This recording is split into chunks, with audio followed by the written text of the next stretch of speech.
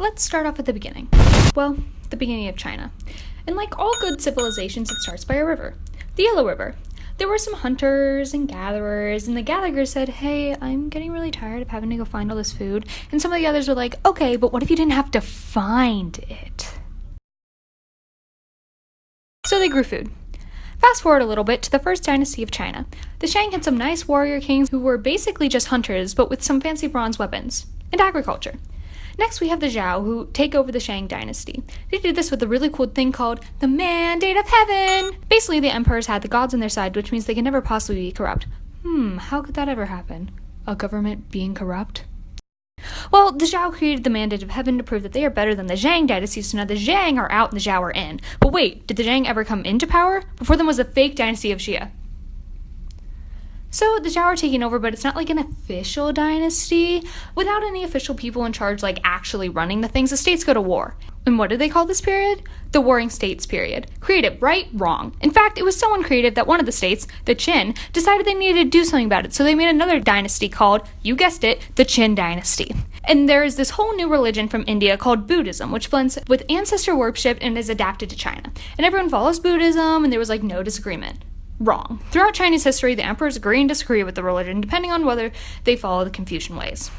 In the midst of all this warring, there is this dude named Kung Fu Zi, and he thinks and thinks and thinks and thinks and thinks and thinks and thinks and thinks and thinks and makes a philosophy. He names it after himself, because he's a narcissist like that, and everyone figures out how to respect each other. And he gained a ton of followers. Then Confucius decides to back up the Shi. These are smart people who then become like those dudes that were like sort of important because they basically just like made themselves important. So out of the Warring States period comes the Qin dynasty, which we talked about earlier, and I really don't feel like getting into detail about it again. It's time for the classical period and the Han dynasty. There's education, art, Confucianism, and the Shi take their revenge. But with a different name, the scholar gentry. And since the scholars are scholarly, they came up with a civil service exam so the unscholarly peasants could become scholarly, as long as they had basic scholarness to begin with. The fall of the Han. Well, first fall. But they came back with the Wang Mang and he made many reforms. Now time for the second fall of the Han. The final one. Now there are three kingdoms. The Sui take over the three kingdoms and they just sort of exist for a while. It's the golden age of China. There's the Tang and the Song. The sing-song, tang-tong, ping-pong, singy-sing-song-dong, ding-dong, ding-dong, tang-song. The Tang decides to rebuild China with more Confucian ideas and wants to be awesome just like the Han. Then the Tang fall and the Song come along and it's just like, hey, let's be like the Tang but without as much government and focus on like culture and all the things like trading and painting and poems. Ding-dong, it's the Yuan, aka the Mongols.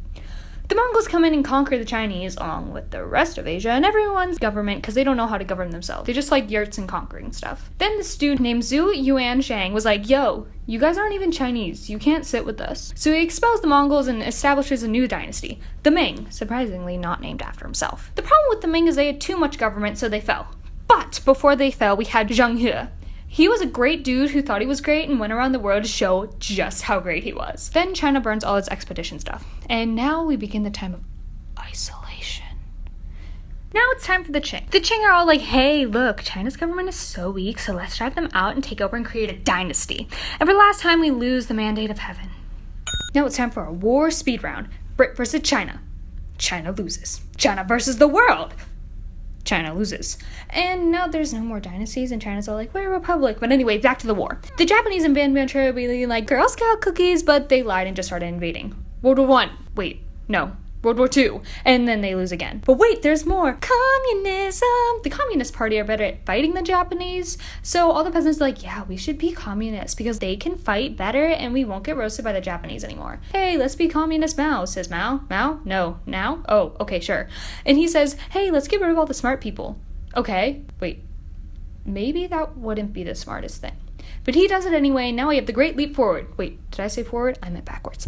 Then the pragmatists, who are pretty chill, take his power, but wait, he's back with the gang of four, and he's like, let's get rid of the smart people again. So Mao goes and gets a bunch of rebellious teenagers that hate their teachers in the form of an army and call it the Red Guard, not the Red Army, and they send all the smart people to work camps. Then the pragmatists come back and they're all like, no. So they take power, creating the People's Republic of China and making the economy less communist. Not a lot, just a little. And then they zoomed into the future with a growing economy made of cheap exports and large amounts of industrialization. Now Xi Jinping is in power. Thanks for watching.